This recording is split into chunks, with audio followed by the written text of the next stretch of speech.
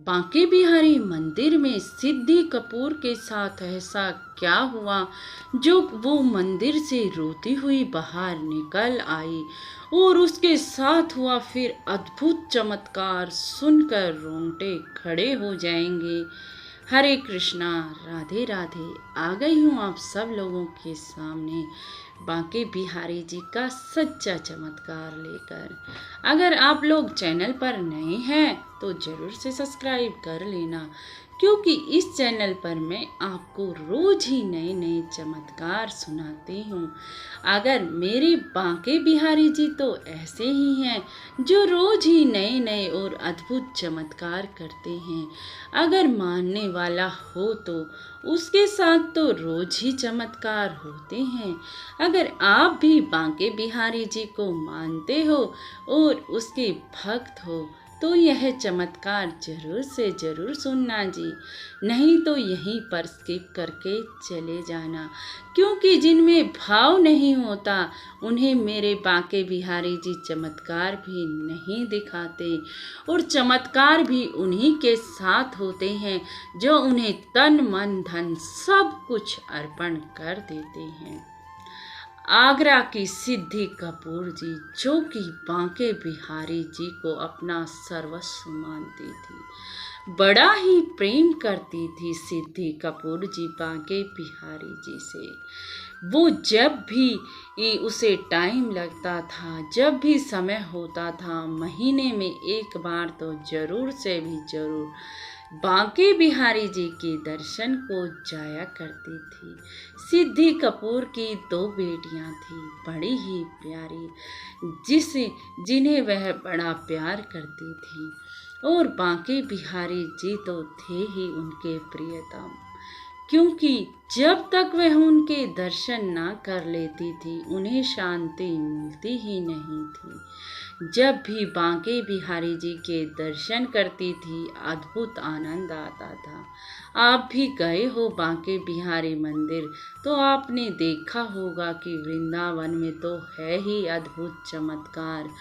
कदम कदम पर राधे राधे राधे राधे का गुणगान होता ही रहता है। सिद्धि कपूर जब भी बांके बिहारी मंदिर जाती थी, बांके बिहारी जी के नैनों में इतना खो जाती थी कि उसे कोई भी किसी भी बात का पता ही नहीं चलता था कि उसके साथ क्या हो रहा है, क्या नहीं हो रहा। जब उसे सुध आती थी, जब कोई उसे खिलाता था, नहीं तो वो इतनी खो जाती थी बांके बिहारी जी के नैनों में, क्योंकि बड़ा प्रेम था सिद्धि कपूर जी का बांके बिहारी जी से। अब 18 फरवरी को सिद्धि कपूर की मैरिज एनिवर्सरी थी।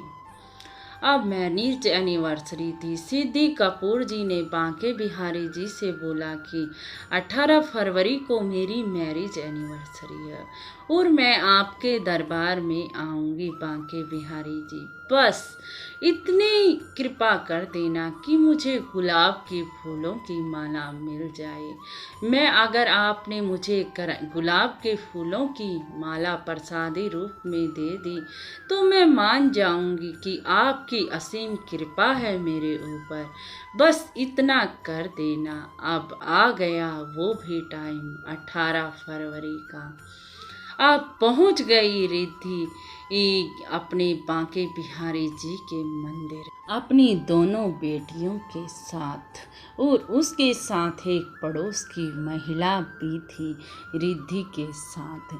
आप बांके बिहारी जी के जैसे ही दर्शन को घुस गई मंदिर के अंदर, भीड़ तो आपको पता ही है कितनी होती है, लेकिन रिद्धि कपूर जी भीड़ को चीरते हुए बांके बिहारी जी के पास पहुंच गई। दर्शन किए, नैनों से नैन लड़ गए बांके बिहारी जी के और रिद्धि कपूर जी के। बस रिद्धि की बस यही आस थी, आज मुझे बांके बिहारी जी ने फूलों की माला दे दी तो मैं मान जाऊंगी कि बांके बिहारी जी का हाथ है मेरे सिर के ऊपर, क्योंकि मैं यही तमन्ना करके आई हूँ।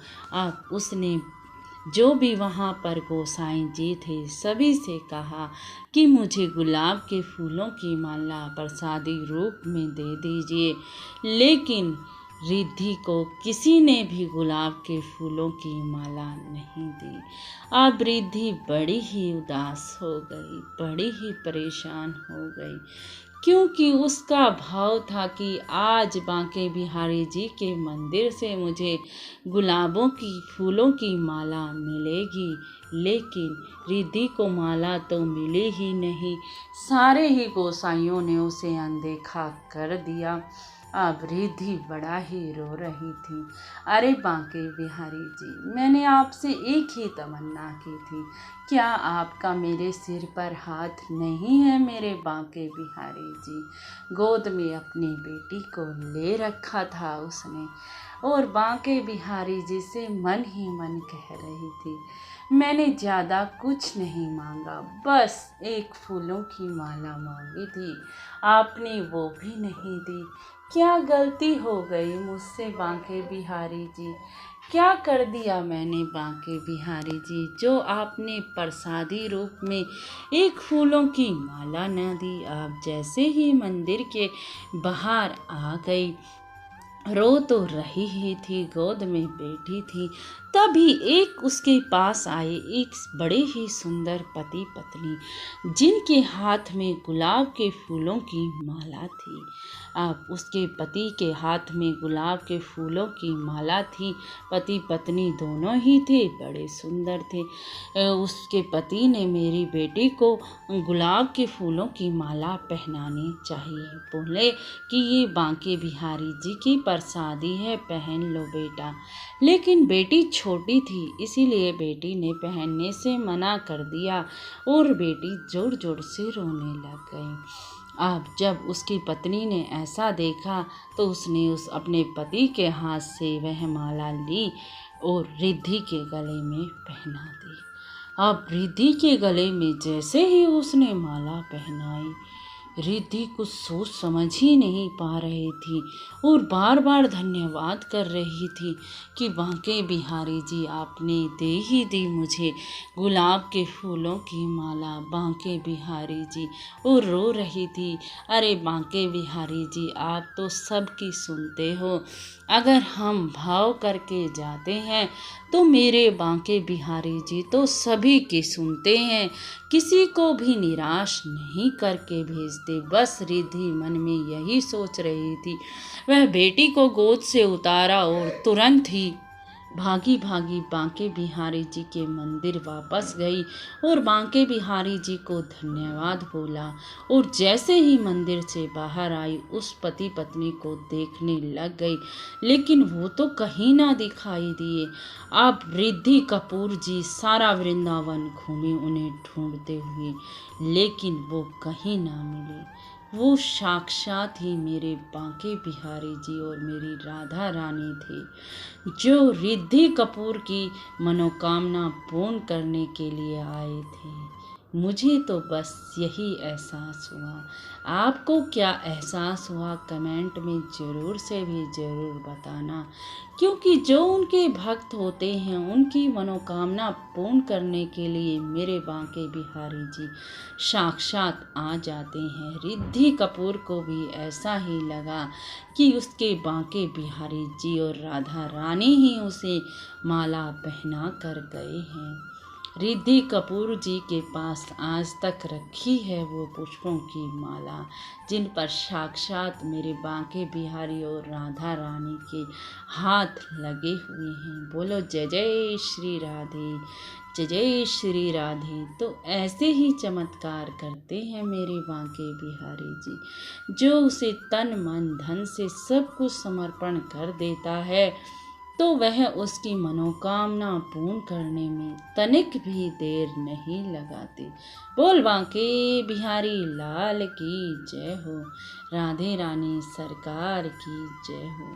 आपको चमत्कार कुछ पसंद आया हो, कुछ दिल को छुआ हो, तो लाइक शेयर और कमेंट ज़रूर कर देना जी। कमेंट में राधे राधे लिखना मत भूलना जी। जय जय श्री राधे, जय जय श्री राधे, राधे राधे राधे राधे।